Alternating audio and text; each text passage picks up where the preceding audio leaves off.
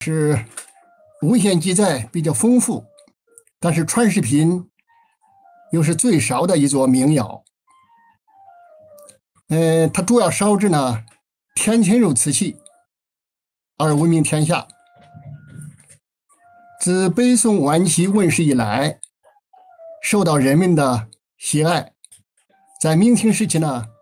被列为宋代5大名窑之首。由于为北宋宫廷烧制御用瓷器的时间比较短，因此传世瓷器不多。南宋人呢，就是曾经在清波杂志中有记载，就是汝窑宫中尽烧，内有玛瑙磨为釉，为供于减退，方须出卖，尽有难得。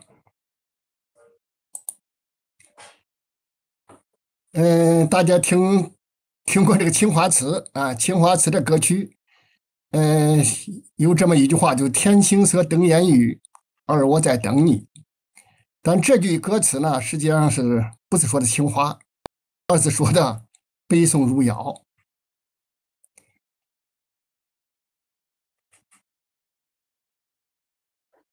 这个南宋人呢，这个在《潭柘北衡》中间也有记载。本朝以定州白瓷器有芒不堪用，遂命汝州造青窑器，故河北唐登耀州虽有之，汝窑为魁。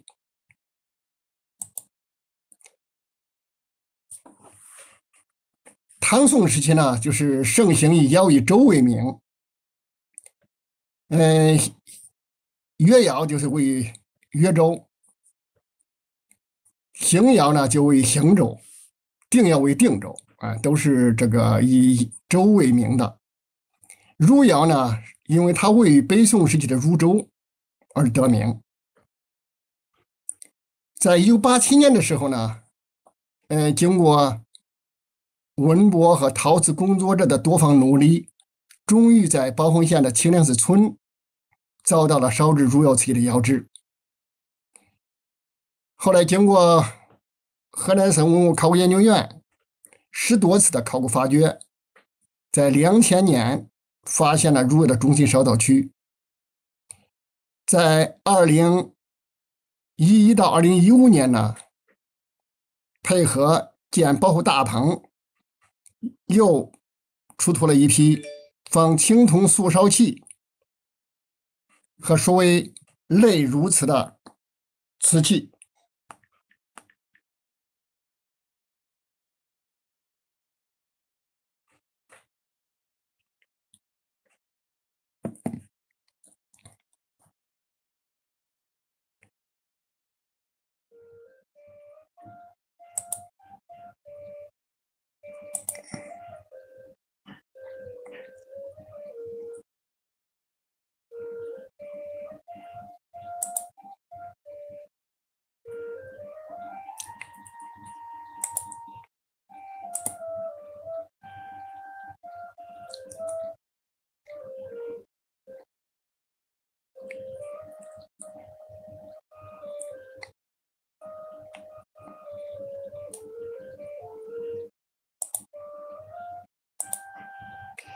这是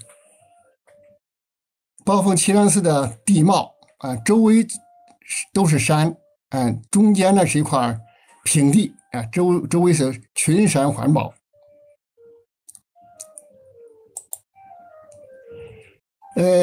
之所以叫清凉寺窑址，就是在这个清凉寺的村中间有一个清凉寺这个寺院。这是现在清凉寺寺院的面貌，因为它现在都是这个民国年间给它建造的，但是清凉寺这个清凉寺这个寺应该建得很早。据这个宝丰县志记载，这个清凉寺呢也叫青龙寺，在宋建隆4年。也就是963年创建的。在明万历9年和清嘉庆8年呢都进行过重修。这个我们在清凉寺村，这个清凉寺的这个现在寺院的墙壁上，就发现了一块清嘉庆8年的一块碑刻，哎，就是上面就记载就是清凉寺，哎。我们2011年发掘的时候呢，也发现了3件，墨水有凤福院、僧惠德、和僧惠玉的3件宋三彩枕。这个呢就很有可能就属于宋代清凉寺僧人的所用之物，说明这个寺院呢，确实是建造于北宋时期。当然，我们还出土有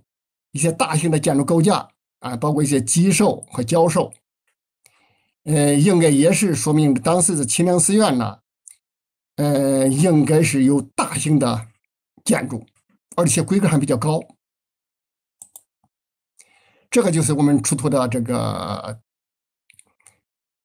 就是3件驴肉陶枕之一，它在它的底部呢，就有个凤福院僧惠德字样，这么6个字，就是说明当时在北宋时期，这里确实建有寺院。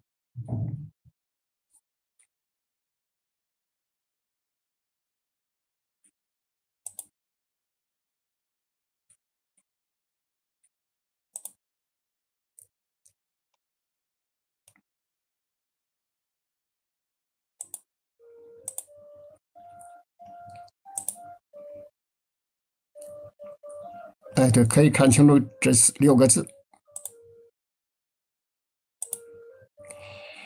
下面我们就讲第一个问题，就汝窑的发现。汝窑呢，这个发现的过程确实比较漫长，大致经过了半个多世纪，就是有几代陶瓷工作者和考古工作者呢，付出了辛勤的努力。1950年的时候呢，咱们故宫博物院的陈万林先生首次对宝凤齐梁寺瓷窑制进行了调查，应该说也是宝凤齐梁寺瓷窑的发现者。在20世纪的50年代和70年代，我们河南的考古工作者和故宫博物院的陶瓷专家，包括像冯先明先生、叶哲民先生等，也都多次实地考察汝窑遗址。但当时考察的汝窑遗址呢，主要是在当时的临沂县，也就现在的汝州市。现在的汝州市呢，范围比较小，因此呢，就是多次调查也没有发现这个汝窑的遗址。1977年的时候呢，冯先明先生和叶哲民先生2位呢，就为了撰写新的中国陶瓷史，就对这个宝凤齐梁寺瓷窑制进行了又一次调查。在窑址上呢，就采集到一片，就是像指甲盖大小的一片汝窑的瓷片。后来叶哲民先生呢，就经过让上海硅酸研究所进行化验，化验的结果呢，就和北京故宫传世的汝窑瓷器的它的这个成分完全一样。因此呢，他在1985年在郑州举行的中国古陶瓷研究会的年会上，就首先提出了宝凤齐梁寺就未必不是一条须弥汝窑窑址的有力线索。也就是说，他首先把这个齐梁寺就认为就是应该是寻找汝窑窑址的一个非常有力的线索了。1980年的时候呢，就是在西安召开的中国古陶瓷研究会的年会，我们河南宝丰县瓷厂的一个工程师，王留宪先生呢，就带了2件在宝丰齐梁寺采集到的汝窑锡，当时呢就是让专家看了以后，就引起了与会专家的重视。首先是上海博物馆的王清正先生，上海博物馆的副馆长王清正先生呢，当时这个王先生就是要先回上海，因此呢，他说下飞机的第一件事就派这个上海博物馆的工作人员就是周丽丽和范冬青两位女士，就对清凉寺窑址进行调查。他们先后进行了2次，最后就在1987年的上半年就出版了《汝窑的发现》一书，就认定宝凤清凉寺此窑址呢为汝官窑遗址。这是王正宪先生展示给专家的2件之一。现在这一件那个汝窑的漆呢，就收藏在上海博物馆。1987年的10月至12月呢，我们河南省文物考古研究所首次对清凉寺窑址进行了视觉，当时就开挖了2个探方，发掘了不到200平方米，就发现了典型的御用如瓷将近10件。这样的话，就是从考古上就把这个窑址确定为汝官窑的窑址。这是1987年发掘的时候出土的2件，其中1件是盘口瓶，1件称为鹅颈瓶，上面刻有莲花。现在收藏在咱们河南博物院，被河南博物院呢确定为9大镇馆之宝之一。在1988年、1989年和1998年的时候呢，当时我们又做了3次考古发掘，也发现了多座窑炉。但是呢，非常遗憾，因为这3次都是由我做考古领队，但是很遗憾的就是出土的瓷器呢都是民窑产品。因为考古这个发掘呢，我们还围绕这个87年发掘的2个探方，就在它周围又布了10多个探方，但是都没有发现这个比较好的汝窑瓷器。出土的瓷器品种呢，主要是些白瓷、青瓷、黑瓷，包括菌肉瓷、白底黑花和宋灿彩。时代呢，从北宋早期一直到金元时期，也就是宝凤清凉寺窑址是从北宋早期开始创烧，一直到元代。包括后我们天津发掘呢，还有发现明代的窑炉，就是一直到明代，这个还在烧制，烧制的时间比较长。这是我们98年的时候开的探访，都在清凉寺村的南边这个区域。当时我们出土的也有这个我们发现了有一个灰坑，这个灰坑里面呢，也出土了大量的这些豆青肉这个印花的青瓷和一些白釉瓷器。这个就是印花的盘和印花的碗这些在中国陶瓷史上呢，把它归入窑里窑系的这类青瓷。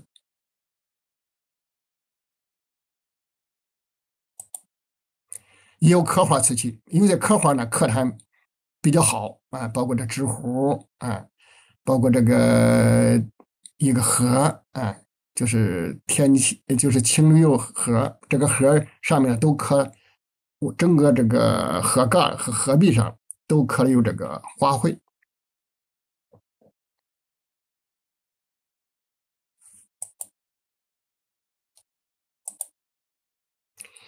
当然出土有黑釉瓷器包括这些黑釉簪一些土豪纹还很漂亮，包括了这些宋三彩，当然还有一些金三彩，就是都是些这个三彩的陶器，釉陶器。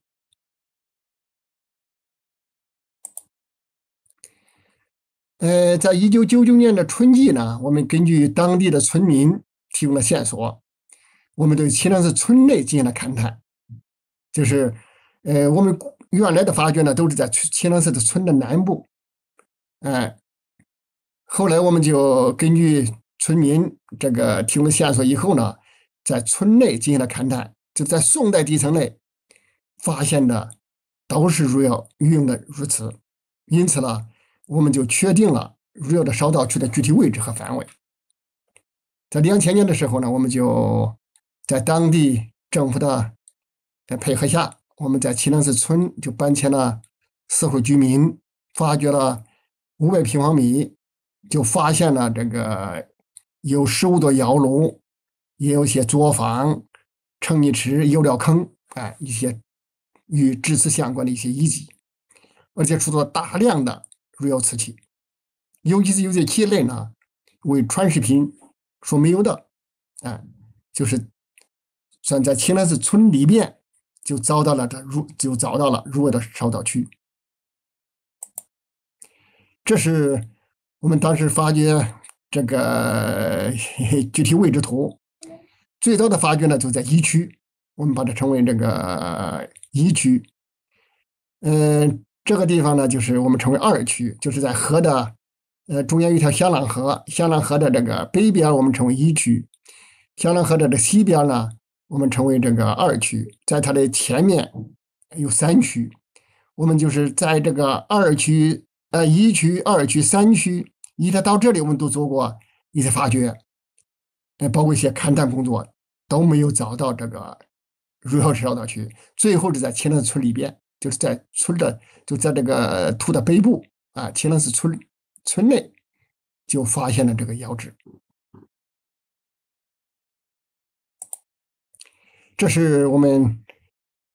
2000年，就是刚拆迁了这个4户居民以后开展的发掘。这是我们发掘500平方米的这个一个现场，但有些地方呢被群众建房、挖地基，进行了一些破坏。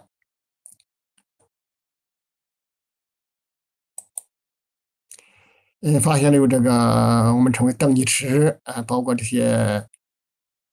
陶瓮有些陶瓮里边还有一些釉料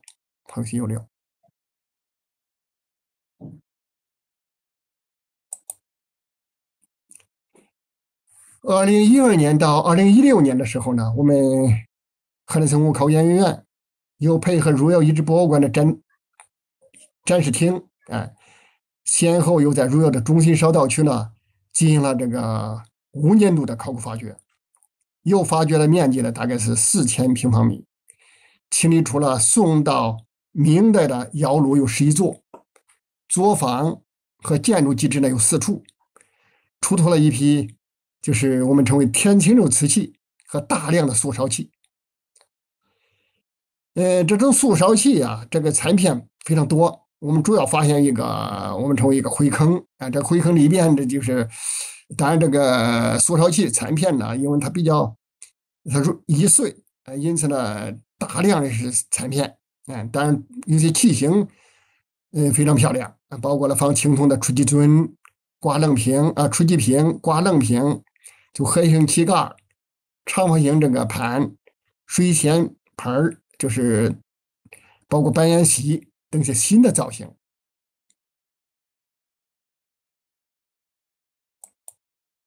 这是我们发现素烧界的长方形盘但四角呢有点微角包括了这样的这种两侧有双耳的这个，就是我们称为出击瓶这边有完整的就是这个，就是我们出土了几件这样的，就是放青铜器的两侧有这个2个羊手四周呢有这么一个突击出击的里边就是这个印花的一些赤纹。我们发现它的模具这个是模具，这个是它的这个素烧的残片就是这个呢，就是经过模具2个模具就是单模它是半个做好以后再拼合到一块儿。哎，我们有参件，在这拼合的时候呢，就用这个触击这个机，哎，把这缝呢就进行了一些粘合。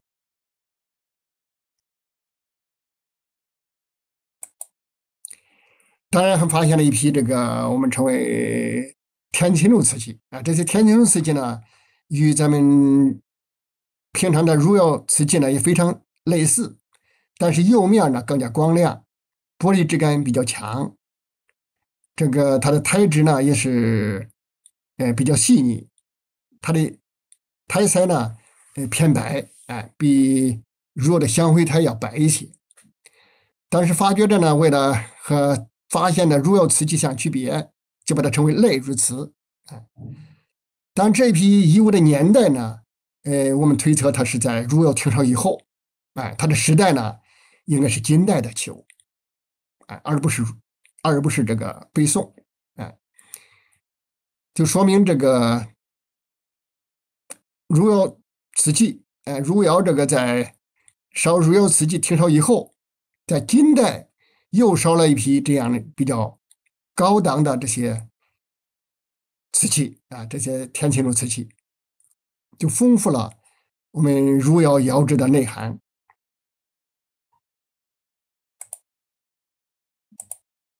这就是我们发现的这种所谓的类汝瓷啊，也是天青釉啊。当然，这是它的这个底部，这个底部呢，就是可以看到它这个不是外撇足，而且是直足，但是也是慢油直烧，温度相对高一些。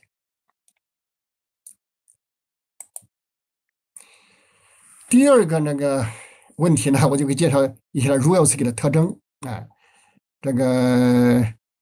首先呢，咱们看一下传世的汝窑瓷器。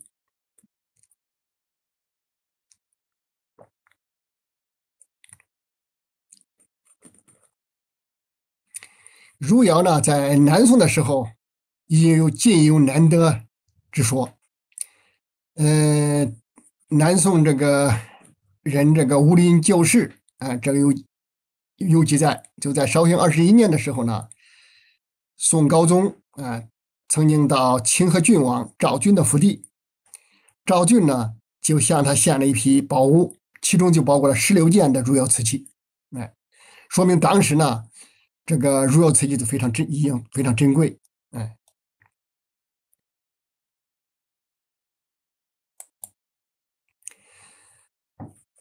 清代皇宫藏汝窑瓷器的数量呢，在清宫造办处的活计清档上面有记载。当时在雍正7年，依次点交的汝窑瓷器，当时就31件，当然只是一些锡和盘类的造型。现在汝窑传世品呢有多少件呢？有这么几种说法，一个就是1982年出版的《中国陶瓷史》，当时就记载流传至今者不足100件，为宋代名窑中传世品最少的一个瓷窑。第二个说法就是1987年上海博物馆出版的《汝窑发现》一书中呢，就列出了传世的汝窑瓷器是65件。第三个呢，就是我们2008年我们河南省文物考古研究所出版的《宝凤青瓷汝窑》的书中呢，我们当时列的汝窑瓷器传世的汝窑瓷器是74件。但是最近的一次就是2015年了，北京故宫博物院就举办了一个展览，出版了汝瓷雅集，就是在这本书上呢列出的传世汝窑瓷器是91件。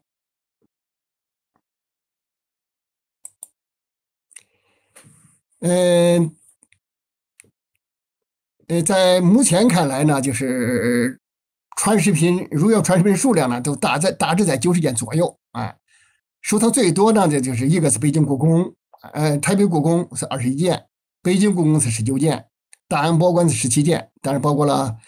大卫的基金会，现在现在还在大英博物馆展出的，两个合在一起是17件，上海博物馆是8件，其他的2件呢就很少了，就是有国家博物馆、天津博物馆，包括这个瑞典，哥德堡，就是其他的多数是1件。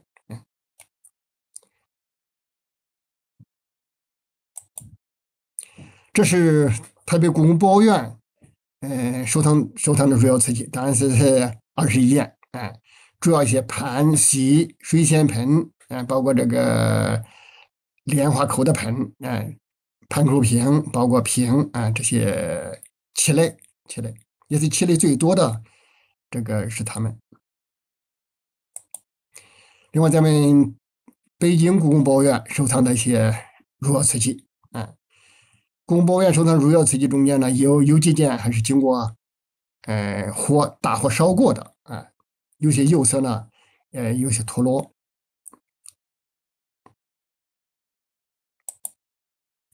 这是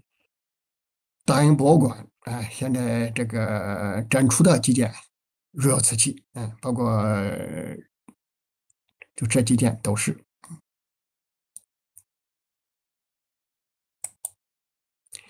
当然，近年呢，这个又有学者又确定了有这么4件，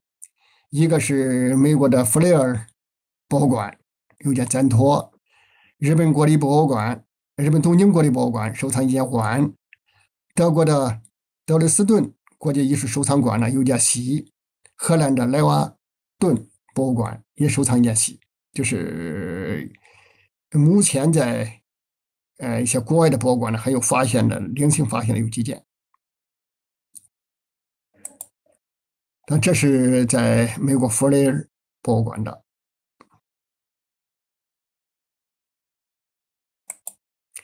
这是在东京，这个国立博物馆，包括了这个，德国的、荷兰的，第二个问题呢，给大家介绍一下入窑瓷器的造型，我们经过考古发掘呢，就在入窑的中心烧造区内，我们发现的入窑瓷器呢，就是多数都是入窑瓷器，就是有些造型、釉色和制造工艺呢，跟传世品完全一样，啊、当然，有些传世品中，没有见到的器类，也在窑瓷中有发现。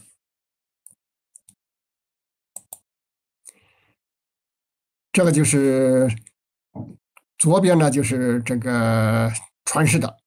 传世的；右边呢，就我们考古出土的。但出土的一些釉色呢，差一些。这个我们在窑制出土的器物呢，肯定都是残次品，残次品。这样的话，就是而且在这个900多年这个埋藏中间呢，就是由于埋藏的环境，出土的有些釉色呢，可能经过这个就是土的腐蚀，有颜色呢就是比较差一些，但是器型完全一样，也有些好的，你比如说这个是上海博物馆传世的盘，如字盘，这是我们发掘出土的，包括下面有5个这样的炙烧痕。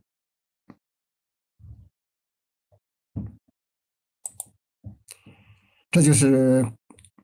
台北这个故宫博物院收藏的连口的这种碗，我们出土的也有，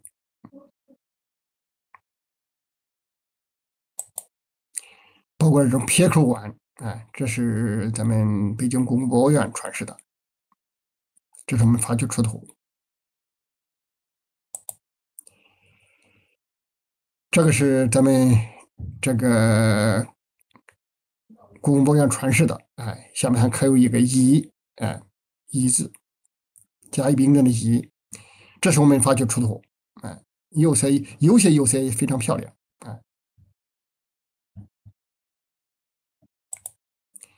这个是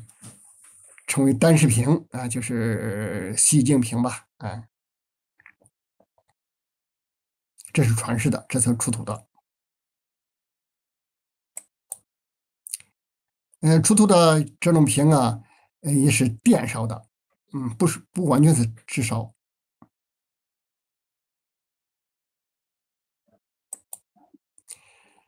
这是盘口瓶啊，右侧呢是我们发掘出土的，左侧呢就是台北故宫传世的。用传世的这种瓶啊，当然在台北故宫呢叫直坠瓶，实际上它也应该是盘口的，因为它在使用中间呢这个口残破了，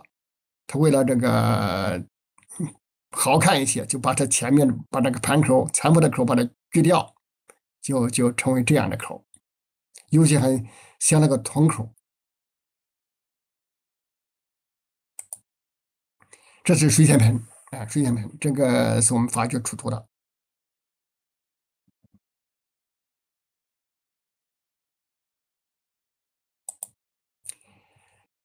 还有这种赞托和这个神父的玺，哎，这个赞托呢，它的炙烧痕，大家可以看到，它是在这个足跟上，啊，就是非常小的，3个指钉，就是在它足跟上这个把它炙烧。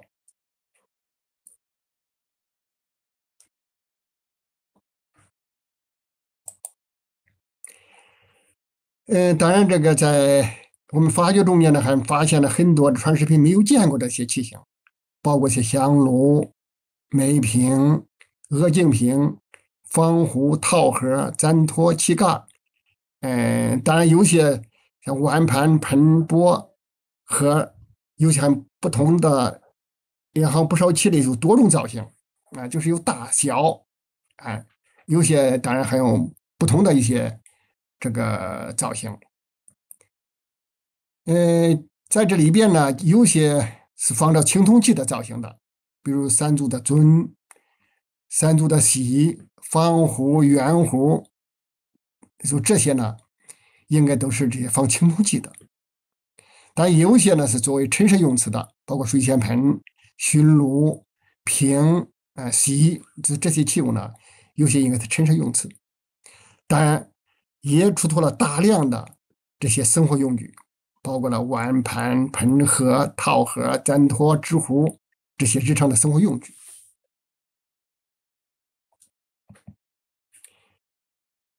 就是入窑瓷器的造型啊，也是非常丰富。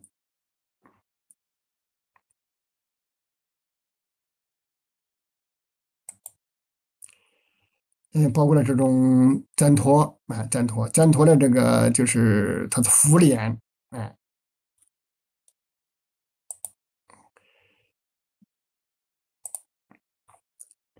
这上面是这个熏炉熏炉的这个炉壁呢，它做的是3重的连瓣，它的下面的这个炉座呢，就是用荷叶做成这个它的炉座，嗯，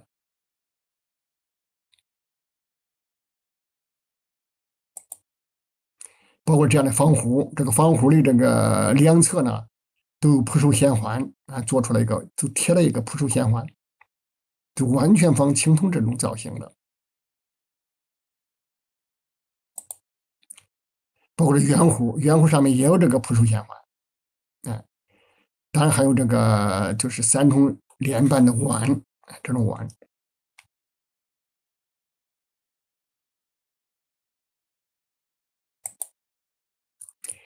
有这种梅瓶包括我们称为这个宣文瓶它的口部呢现在缺失，但是它的这个颈部和这个肩部呢都宣文。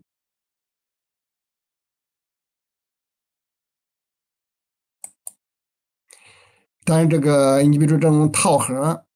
这个有圆形的，有这个6方围角的，也有4方围角的，包括了这种大小不同的这种器类，哎有的大，有的小，就多种这种造型。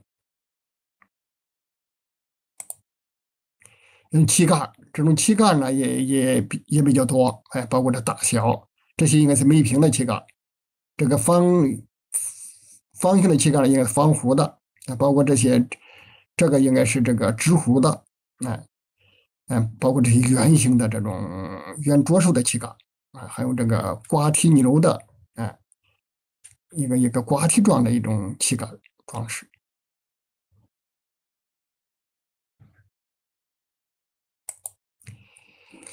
汝窑瓷器总结起来有这么4个特点。第一个呢，就是天青釉，哎，就汝窑的釉色呢，就是应该是雨过天晴那种天青的釉色。第二个它的特征呢，应该是香灰胎，它的胎呢，我们称为铅灰的就是像香点燃过的那种灰色。第三个呢，就是我们称为满釉直烧这个也是它的主要的特点，就是直径呢，非常小，像芝麻如芝麻。第四个呢，就是它有起表开片，哎，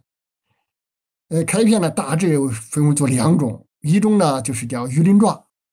也有种呢就是叫冰裂纹，冰裂纹。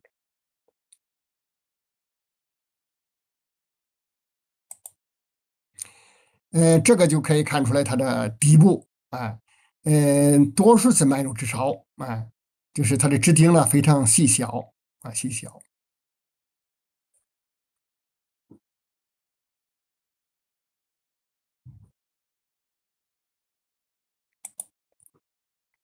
这个就是可以看到它这3个直径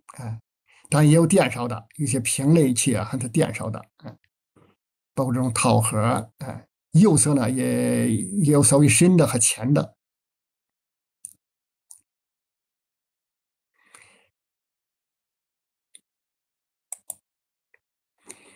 第三个呢，咱们介绍一下汝窑瓷器的装饰在传世的汝窑瓷器中呢，有装饰的很少能够看到呢是比如花口簪托的盘面上有土棱，它3足尊的腹部呢装饰有旋纹，只有一件那个椭圆席在它内底可以有一个双鱼纹能够见到的真正的纹饰只有这个一个席的底部可有双鱼。但是在我们考古发掘中间呢，很多的器物表面的装饰花纹，装饰最多的就是连纹，比如在驯鹿的鹿壁上模印是羊脸，簪托的托壁上呢是模印的妇脸，在腕膊的腹部还有模印出三重的脸瓣。当然，鹅颈瓶的腹部呢，它的刻的这子的莲花，那这些装饰呢，就以莲花纹呢是最常见的。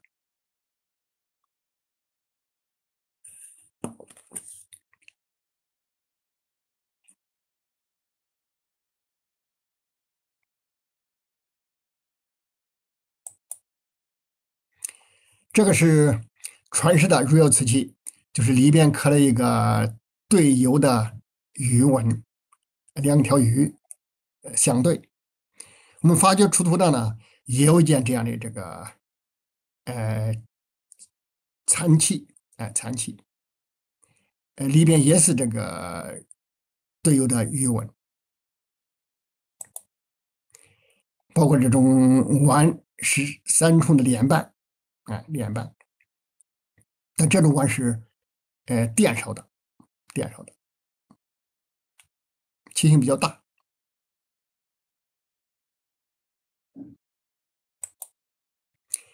这是我们称为簪托簪托。这个它簪托的烧制方法呢，也是在这个足跟上有这么5个小的指钉痕，但是当时窑工做这个簪托做的非常精细，就是它在托壁上是模印的莲瓣，但是在它的顶部呢，就是有像那种莲蓬，把它做成莲蓬的感觉，就是在它底部呢，就是用这个硬物，就是把它点成这样的莲蓬，就看上去像莲蓬那种装饰，就做工非常精细。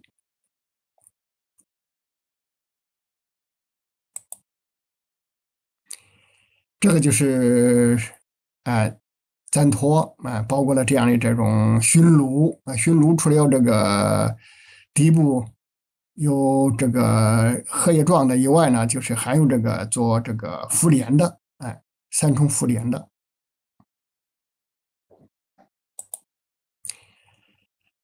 第二种比较常见的是龙纹，在瓶的腹部刻有的盘龙纹，在盒的盖面上呢刻画的是盘龙纹，在钵的内底呢是模印的龙纹，呃，当然还有双玉纹和不受鲜花的装饰，分别见于这个椭圆形的内底和防护的腹部。另外呢，还有一些属于雕塑的，比如鸳鸯、鸭、龙、狮这些雕塑品。但这些雕塑品呢，都是在炉盖上的盖面上的装饰，做的也非常逼真，制作的也非常好。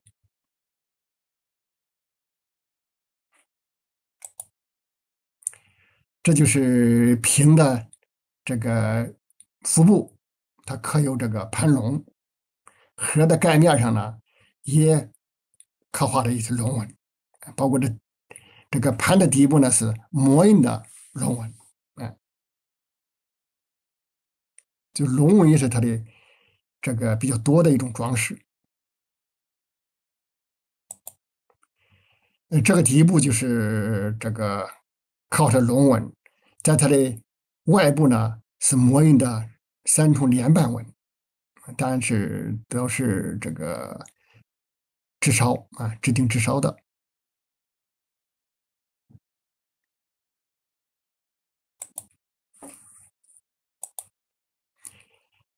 这个是这个压形的这个旗杆这个就是鸳鸯的旗杆啊，都是通过它的口它口和它的尾部，就是熏香呢，就通过它的口部和尾部呢，把它香呢散发出来，都是熏炉上的旗杆。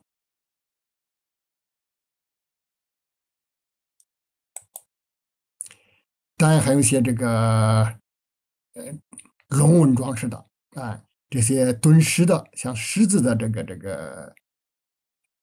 装饰，都是在这旗杆上的一种这个造型。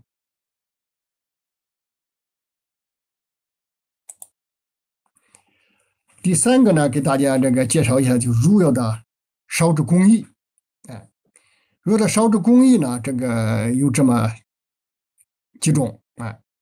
首先是翻模制作，咱们这个汝窑的瓷器呢，有相当一部分是用模具制作的。咱们发现的模具呢，分为内模和外模。内模一般是内模和外范外范这个两种类型。这种内模呢，一般是轮制为主，主要是素面的，就是主要像碗、盘、碟、盏、锡，本来这些圆形器呢，应该可以是轮制的，但是在汝窑瓷器来讲呢，它多数采用了模制的方法。外范呢，一般都是手制，手制了以后呢，把它对合而成，哎，呃，一般外范呢，多数呢它都有装饰，都有纹饰的，它做成外范，包括像莲花炉、套盒、龙，这些鸭，石头这些装饰呢，都是用这个外范，来制作的。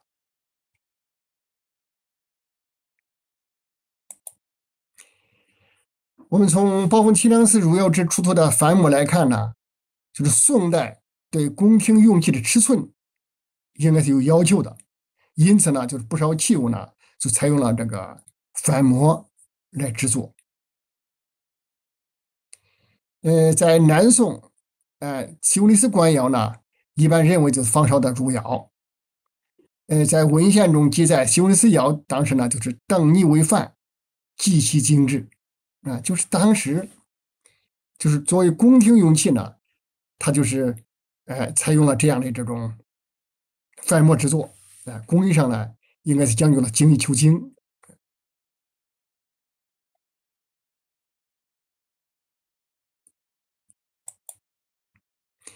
这些器物呢，就是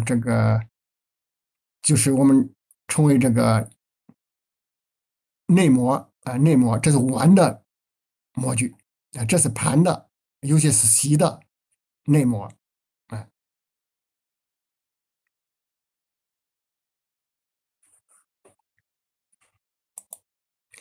当然还有一些就是我们称为这个外范的啊，这个就是刚才看到的熏炉上的外范，就是外壁呢是3重的连瓣啊，包括了这种套盒啊，六方无极的套盒这种外范啊，包括了这种一些这个龙或者狮的一些装饰的一些这个外范。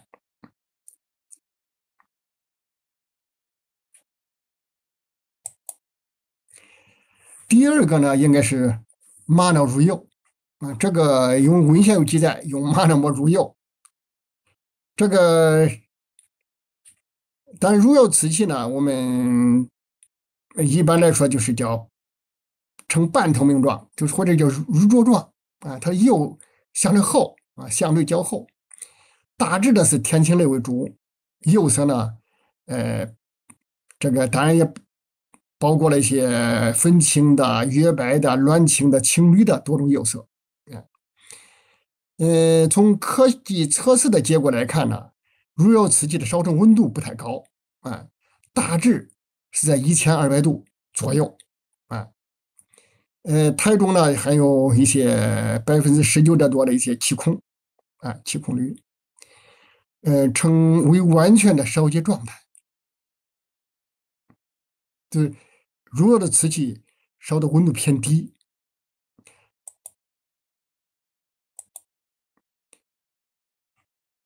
这个文献中有记载，入窑呢是内有玛瑙膜为釉。我们在宝丰齐梁寺入窑址的旁边呢，也确实这个就是发现了这种玛瑙矿啊，现在还留有开矿的巷道。在我们发掘的宋代地层中间呢，我们还保留了一大件的玛瑙的矿石和出土了一些玛瑙石的碎块啊，碎块。咱们李嘉志先生呢，就是在中国科学技术史陶瓷卷中呢，认为，玛瑙实际上也是一种矿物，作为配有原料的性质呢，同石英是一样的，用它这个做这个瓷器，当然会显出入窑产品的珍贵，它究竟是对入窑瓷器的这个天青釉能起多大的作用，这个看来是也不太好说，不太好说。我们发现这个有100多公斤这样的重的一个玛瑙石，现在还在原地，就是在如窑博物馆的展示大棚里。这个是我们发掘出土的一些比较碎的这个玛瑙矿石，说明当时呢如窑瓷器制作呢确实掺杂了一些玛瑙。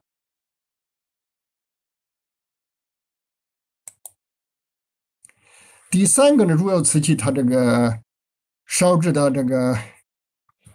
工艺呢，就两次烧成。这个两次烧成工艺呢，我们在唐代的唐三彩，烧釉陶的时候是这么烧制的。第一次先素烧，第二次再烧釉，烧釉。当然，它和是如窑瓷器，它和这个烧这个低温的唐三彩很不同的是，它第一次烧的温度低，这个唐三彩是第一次烧的温度高一般都是1000这个或者100度左右。这个烧唐三的时候，这个在第二次烧釉的时候，就是800-900度的温度就烧釉。但是如窑瓷器呢，第一次所烧的温度比较低，第二次烧釉的时候呢，就温度比较高，就是达到了1200度左右，就是在素烧以后烧，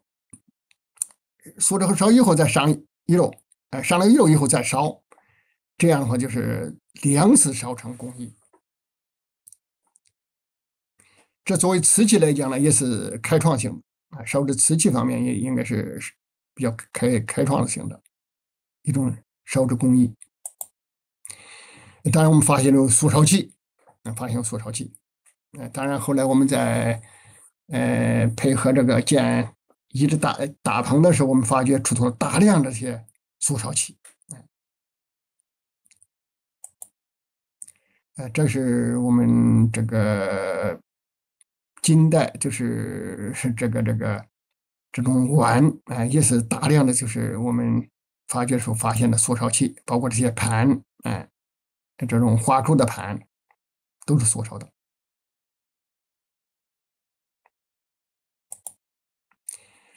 第四个呢，就是弱的烧制工艺，还有一个制丁制烧啊，也称满釉制烧。刚才我看有同志这个说满釉制烧是什么意思？就是满釉制烧呢，就是整个器物是上满釉的，上满釉只是在它的圈足内或者它的底部，用制烧机把它支垫支起来，这样呢露台的部位最少，就满釉制烧。和现在烧瓷器一样，现在咱们所用的瓷碗、瓷盘也好，都是底部都是没有釉的。因为如果有釉的话，这个釉要和现在的窑炉是要粘连的这样一粘连，这个器物呢肯定是这个有损坏。这样的话，就是汝窑瓷器呢就采用了这个支烧的工艺，就露台的部位最少，叫满釉支烧。当然，我们发现这个制烧具呢，就是有制烧的器座，包括电饼的制烧、电饼的电烧、电圈制烧和电圈电烧，就是有很多种的这种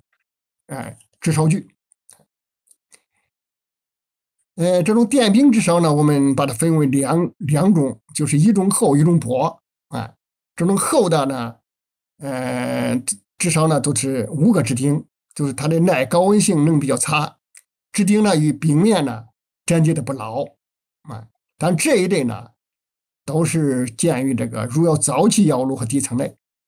我们把它称为汝窑这个创烧时期的产品。还有一个叫薄饼制烧，薄饼制烧呢就是有5支钉的，也有3支钉的，它的耐温呢比较就是高一些，这样的话饼面与支钉粘接性比较好不易脱落。这就是我们称为电饼制烧就在这个电饼上就有按了5个这样的支钉按了5个这样的支钉，用它来制烧这个汝窑瓷器。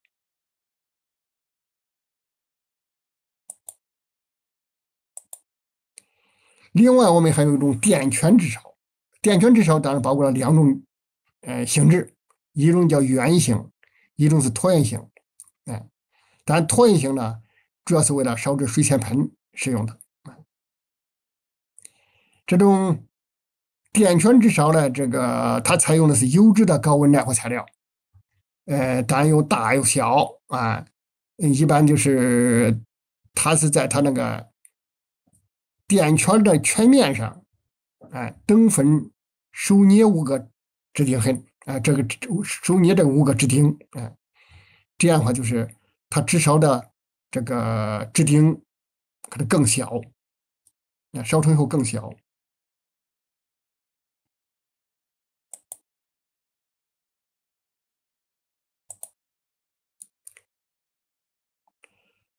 这个就是我们发现的这种大小不同的这个我们电圈式的这个制烧制圈，这个有大的有小的，都烧制不同的器型。当然，这个的水仙盆呢，就专用的这种6支钉的这种制烧具。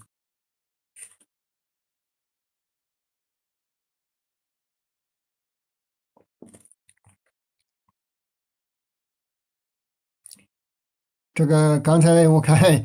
有些同志问这个玛瑙汝釉在釉面上有什么表现，这个是在釉面上看不出来的。是看不出来的。只能说就是从我们发掘的情况看，就是在入药的这个釉里边掺了一些玛瑙但是这个在釉面上烧成以后是看不出来的。第5个呢，就是窑温的控制我们发现的宋代窑炉呢有20多座当然集中是分布在我们的这个入窑的烧造区了这种窑室周壁呢都是耐火砖垒砌包括了窑门、火塘、窑床、隔墙和烟囱应该说都是北方这种馒头型的窑炉。一种呢我们称为这个马蹄形的前圆后方平面呈马蹄形的窑炉。这种窑炉呢窑室面积比较大就像这后面是2个方形的烟囱中间呢就是它的窑床，前面就是火塘就是平面是做马蹄形，但整体来讲呢，就是也是一个馒头形的窑炉。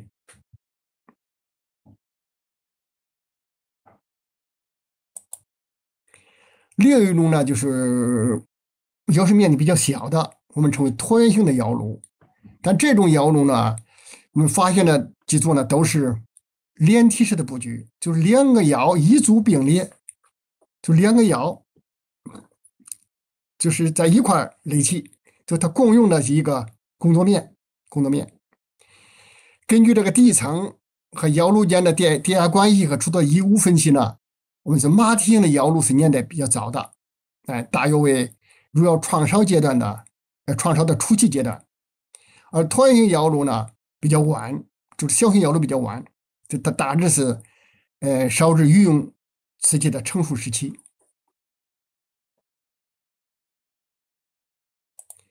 这个就是我们称为椭圆形的窑炉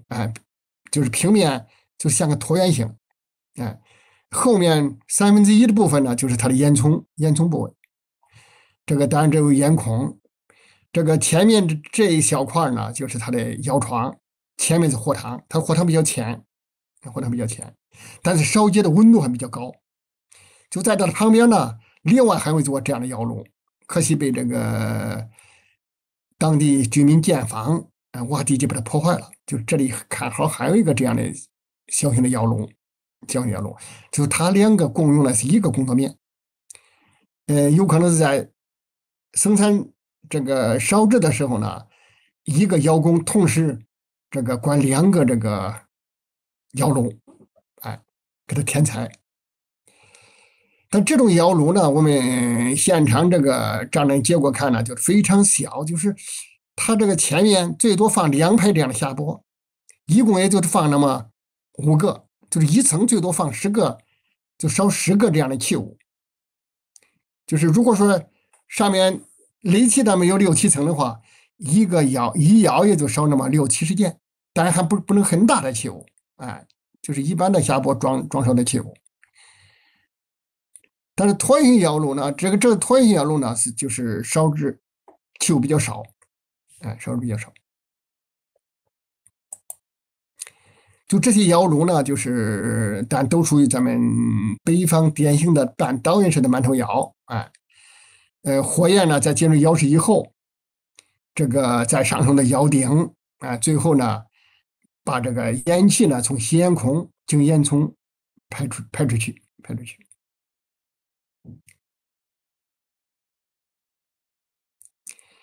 从窑炉这个附近不见煤灰和火塘普遍比较浅来看呢，烧制入窑瓷器的燃料是木材，而不是煤。因为我们这个在清凉寺这个区域呢，当时我们发掘的时候呢，就有很多这样的煤矿，有县级煤矿、村级煤矿，包括这个乡级煤矿，有多个煤都在采煤。但是烧入窑瓷器它用的是木材。咱们北方地区来讲呢，大致从北宋的中期以后，大量的瓷窑都开始用煤做燃料，但是入窑瓷器现在看来还是用木材。尤其是这个椭圆形窑炉的窑室呢比较偏小，应该是它是为了控制药室的温度当然，我们还出土了大量的用于测试药炉温度的火照和火照擦柄，表明了烧制入药运用如此呢，非常重视这个药炉的火候和温度的控制。在下部的表面呢，也发现有这个和其他区域不同，就它表面都有抹一层耐火泥，这个可能主要是用于保持下部内的温度，就是在这关火的时候，使温度能够再多保持一会儿吧。像这次我们称为火照擦柄，上面擦10来个这样的火照，火照就是把它放在了窑炉的前面，有窑工在观察的时候呢，感觉到大致可以的时候，就是雕出一个看看，就该那么一会儿要雕出一个看，掐到好处的时候，把它关火，就是当时就是要相当于温度计，我们称为叫火照擦柄，这样的器物，包括了在这下部的表面都抹了一层这种耐火泥。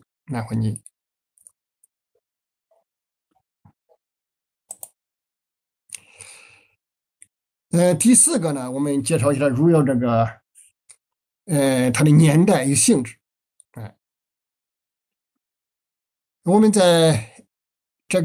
入窑烧造区的发掘呢，我们根据地层和遗址的相互叠加关系呢，把它划分为2个发展阶段。第一个阶段呢，就是我们既烧制满入国足直烧的这种天青肉瓷器，又烧制呢包括豆青、豆绿肉的可印花瓷器，当然也有些豆青、豆绿肉瓷器呢也是满入直烧，它的直烧痕呢比较大。出土的下钵呢，就是磨耐火泥的比较少，用直烧电柄，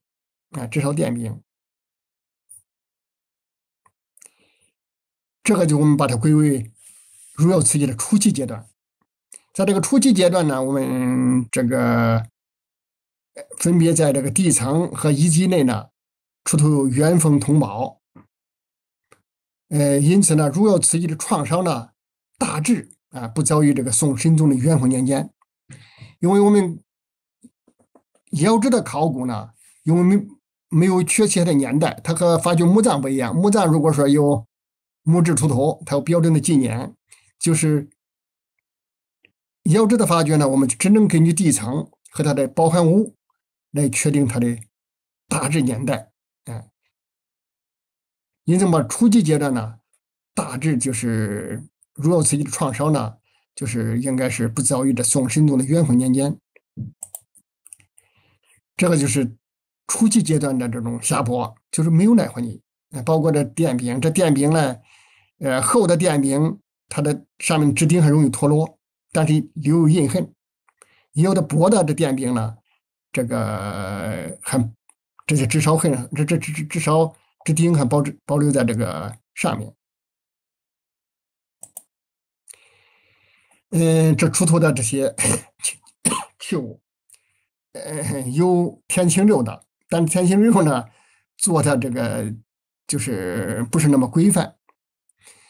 有豆青、豆绿肉的瓷器，包括外边也是刻花，里边也是刻花，一个炉显有灵芝，但是它底部呢是没有直烧的，这个是在其他区域没有瓷器中间是不见的这种埋入直烧的工艺。第2个阶段呢，我们就是它的产品呢，主要是天青肉瓷器，传世的入窑瓷器呢，在这里都能找到。它的烧制工艺呢更加成熟，绝大多数的下钵的外壁呢都涂有耐火泥，包括直烧的电柄呢，支顶非常小，尤其是出现了这些直烧电圈，啊，就刚才这种制烧垫圈工艺，那你看包括了这是成熟阶段这种制烧，哎，这种制圈类制烧，包括了这种涂抹耐火泥这种下拨。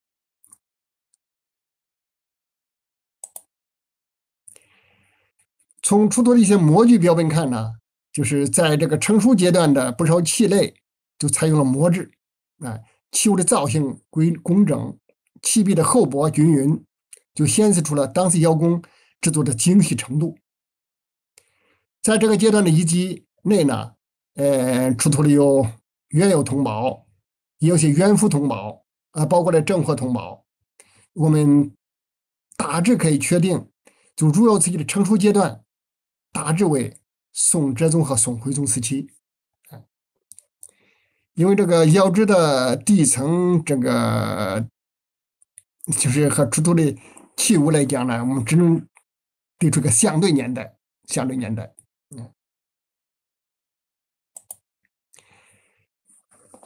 这是它的年代问题。第二个，我们说它的性质。在87年，这个宝丰齐梁寺这个窑址确定为汝窑遗址之前，研究者呢对汝窑的认识是比较一致的，就认识什么是汝窑呢？汝窑就是专为北宋宫廷烧制御用瓷器的窑厂，就是北京和故宫和台北故宫博物院收藏的那部分传世品才叫汝窑。你比如像冯先明先生在64年发表的河南省临沂县宋代汝窑遗址调查中间就说过，汝窑是两部分构成，一部分就是宫廷御用瓷器，一部分呢是民窑烧制瓷器，就是民窑烧制瓷器呢，他把它称为临沂窑，临沂窑。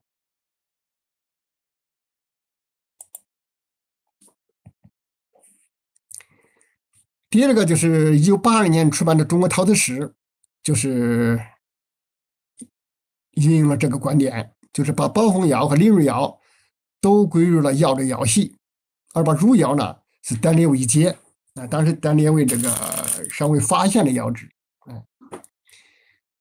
李惠明先生呢是在1986年的时候呢，也认为这个为文献所在的汝州青瓷才是汝窑的真正代表。像印花青瓷和天然釉的钧瓷都不是汝窑的特色。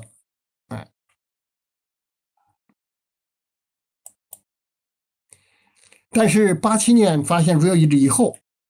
对汝窑的性质呢就形成了两种不同的见解，一种就是认为汝窑就是官窑性质，一种呢就认为它是贡窑性质。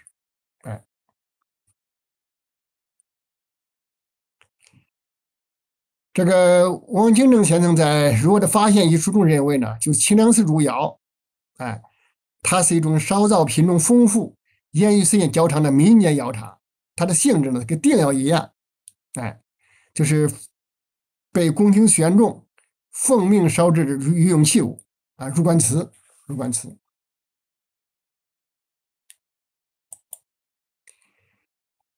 但是李惠明先生呢，在他的《宋代官窑瓷器》一书中认为呢，就是宝凤齐梁寺窑址为官汝窑，而且他提出呢，它就是北宋官窑，就是刚才也有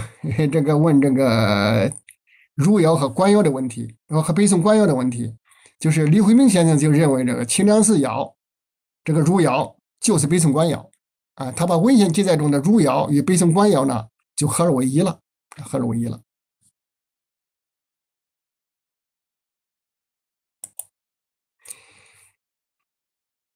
这个在宝凤齐梁寺窑址确定为汝窑遗址以后呢，关于汝窑的称谓也随之增多为了区分所谓的官汝与民汝，出现了汝官窑、官汝窑或北宋官窑的提法。当然嗯，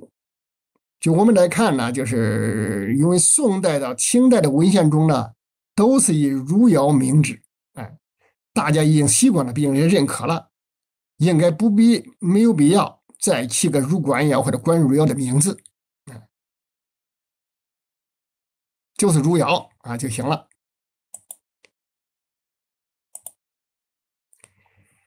这个宋代文献呢，这就有这么记载啊，就是为供于减退，防于出卖。已经明确告诉我们，这入药就是供药性质，在供于减退后还可以出卖，因此它显然不是宫中自制药烧造的北宋官药。因此，这个我们的观点呢，就是入药的性质是供药，不是官药；入药也不是北宋官药啊，就入药就是入药，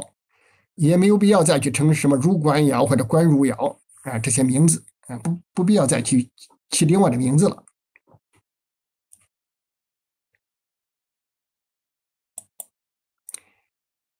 呃，最后一个讲讲个入药技艺的影响。这个入药呢，这是创烧于北宋晚期，哎，为宫廷烧制御用瓷器，哎，入药瓷器呢，这是烧制的是天青肉啊，天青肉，淡雅含蓄，是继五代米塞瓷之后，中国青瓷发展的又一个高峰。入窑呢，开创了天青色、乳浊釉、釉面开片、两次烧成和满釉直烧这些制瓷工艺呢，对于在其后的浙江南宋的越窑、南宋的官窑和南宋的龙泉窑，包括高丽青瓷啊，都有一定程度的影响。当然，我们河南的这个张公香窑、钧窑瓷器，也都是用了这些工艺。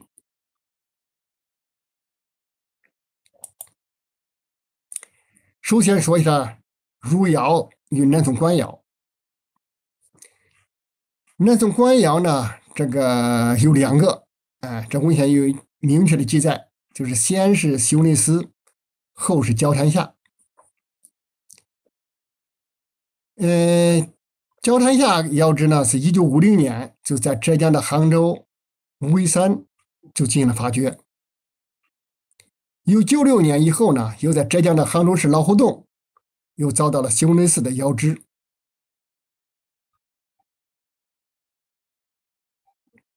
这个老湖洞窑呢，就是出土的瓷器呢，都是粉青釉，釉面呢也是半石头状，产品呢就是装饰比较少，尤其采用了直钉直烧的工艺。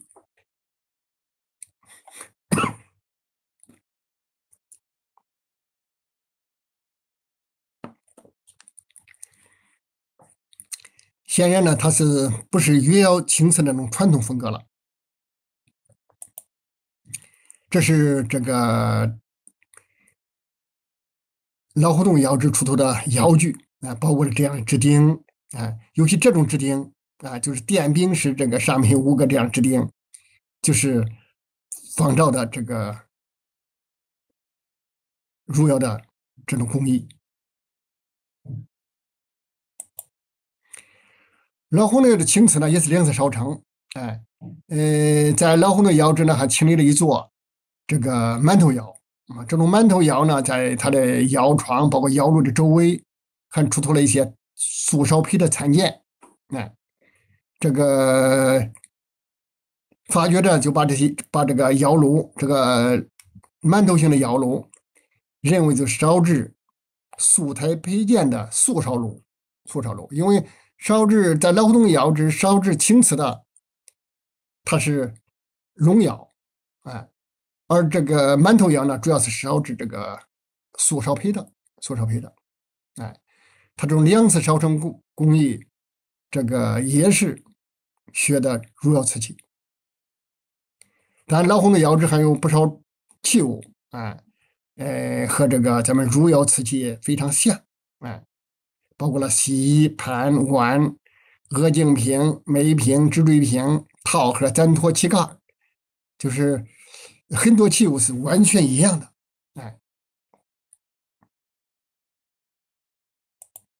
像包括了这样的盘口型，这种旋纹尊，这些呢都是这个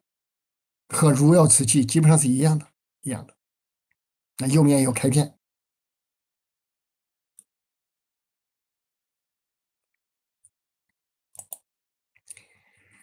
下面说一下汝窑与高丽青瓷。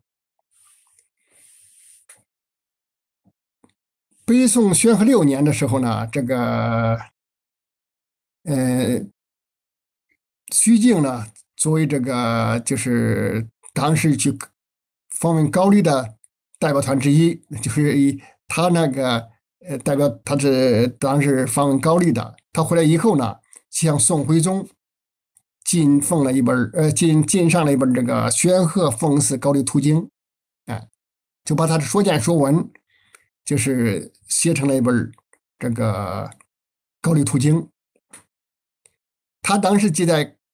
高丽瓷器呢，就是把这陶器色泽清澈，丽人为之绯色啊。这个包括这旋泥出香啊，上有敦寿，下有阳元承之啊。其余则越州古秘色、汝州新窑器大概相类。就提到了越州的古秘色和汝州的新窑器，就是高丽青瓷和这个就是仿的越州的古秘色和汝州的新窑器啊。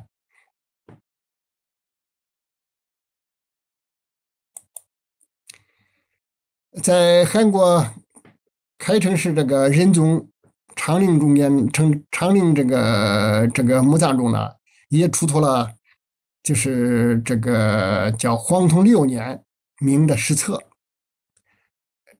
这里边出土的青瓷器呢，就包括了刮楞瓶、矩形的圆盒、套盒、盖碗和圆碟，包括这方形的围角套盒的盖碗和圆碟呢，与汝窑瓷器呢也非常相似。当然还有其他的，包括连板纹的香炉、盘口的折尖瓶、连板纹的碗，这些高丽青瓷呢，这个在烧制技艺方面呢，也是模仿了汝窑的满釉之烧。当然，它的器底呢是采用了龟砂托珠啊，它是用龟砂这个制烧的，它的直径痕比较大，而且不规整不规整。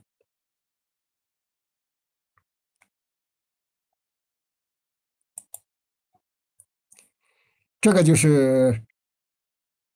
目前看到的这个，就是高丽青瓷也有这样的这个盘口型，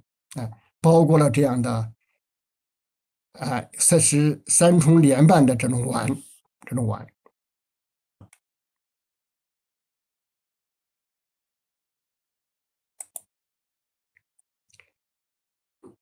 呃，包红青瓷汝窑制呢，是在2017年的11月呢，是这个在考古发现30周年的时候呢，展示馆和汝窑博物馆呢都已经对外开放这里边呢就是也有这个汝窑的陈列，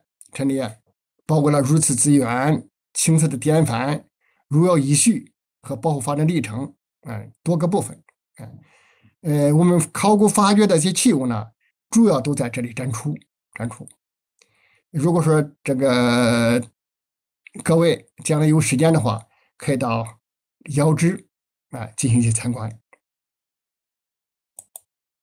这是目前的展示大棚展示大棚这个我们考古发掘的这个窑炉作坊都在这里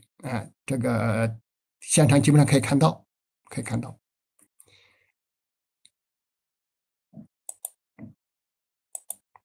包括了这个博物馆博物馆里边的陈列呢，这个基本上就反映了这个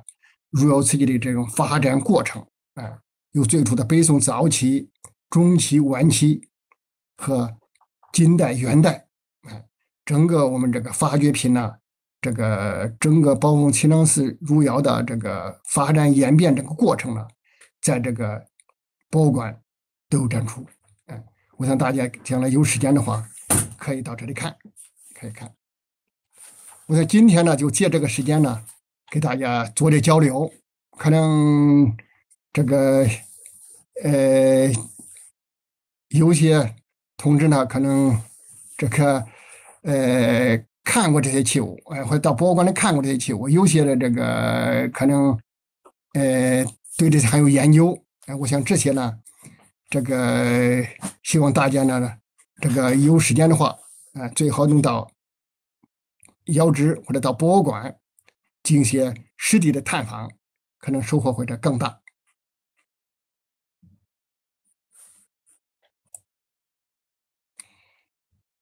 我看这个，呃，在这互动区呢，有些认为就是这个怎么鉴定瓷器。刚才我总结了4点呢，应该就是入窑瓷器的鉴定要点。首先它的天青釉这个釉色是天青的。第二个是香灰胎，这个胎质呢，我们称为这个浅灰色。还有这满釉炙烧工艺，和这个釉面的开片，但这些呢都是这个书本知识。如果说想这个能把它分得更清楚的话，最好就是多看实物尤其到窑址呃看一些这个发掘的出土品，这样的话才能把它分辨得更清楚。现在的这个对入窑的烧制呢，就是或者我们称为仿烧，现在也有非常多的这样的这个，就是现在这个做仿烧的，仿烧的现在有些仿烧的非常成熟，如果做了旧的话，这样子很难叫你辨认，但这些呢都是需要你长期的积累。知识积累和多观看这种实物，尤其是如果说这个想把它判定准确的话，最好是这个上手，一上手你就知道这个它的轻重，也能反映它的是现代的仿品还是古代的这个汝窑。因为现在的仿品呢，它采用的是这个它的粉碎这个采用的这个和古代的工艺不一样，古代的这个胎质呢颗粒比较大，因此呢球比较轻。现在是球磨机把它磨碎的，它的密度大，这个就是从轻重，包括它胎质的密度颗粒应该说都能把它观察出来。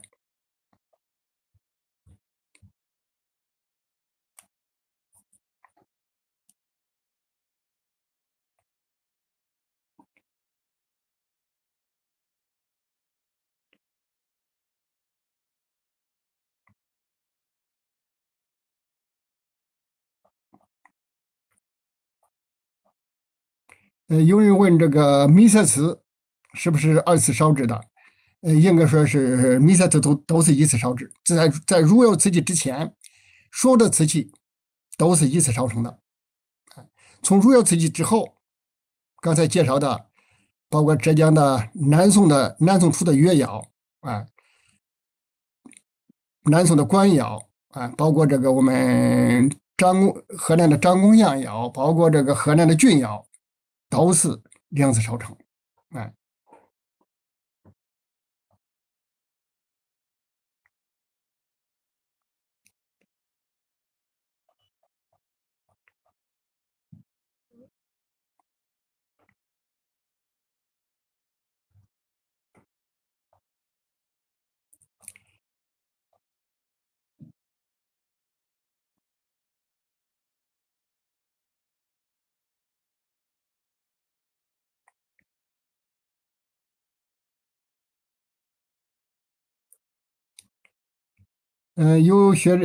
有同志问这个如瓷有天蓝色和青绿色2种釉色吗？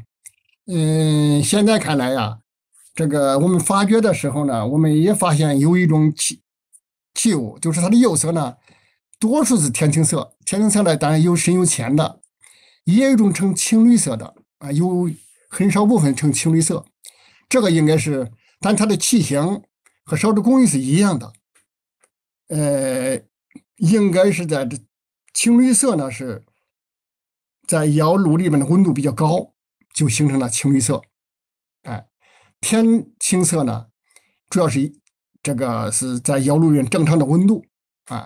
这个它是有些青绿色，应该也是入药的，就是它温度偏高了。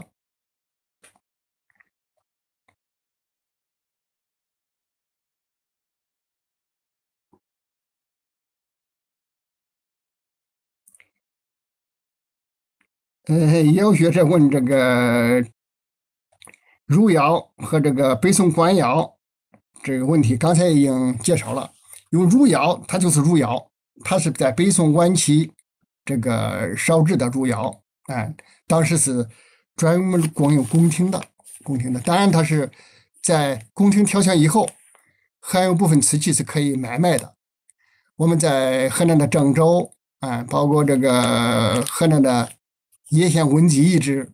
我们在发掘中间都发现有入药的瓷片出土，说明当时的入药瓷器也是可以这个供民间使用的，当然很少很少。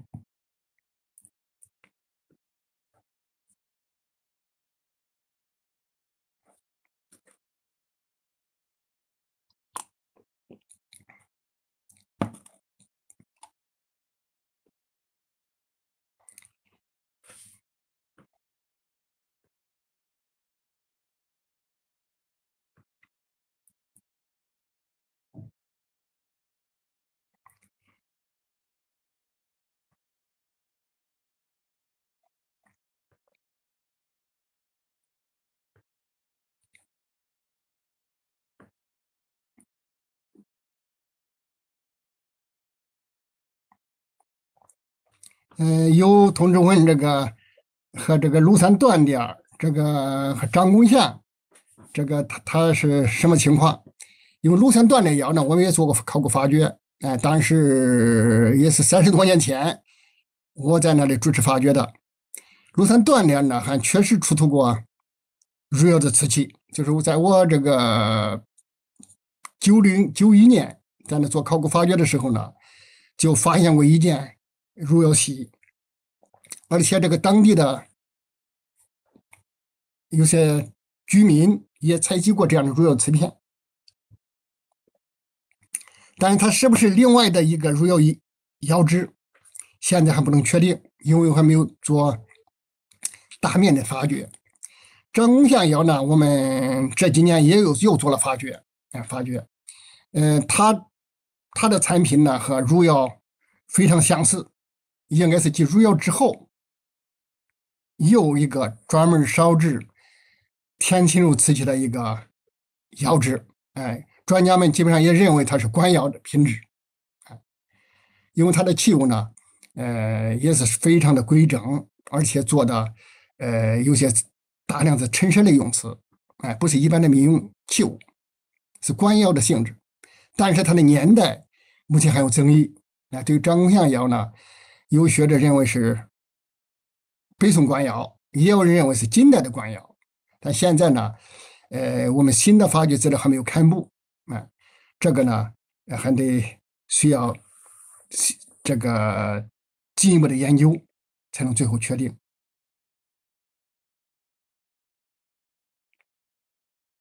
好，今天就借这个时间呢，给大家做点交流，呃，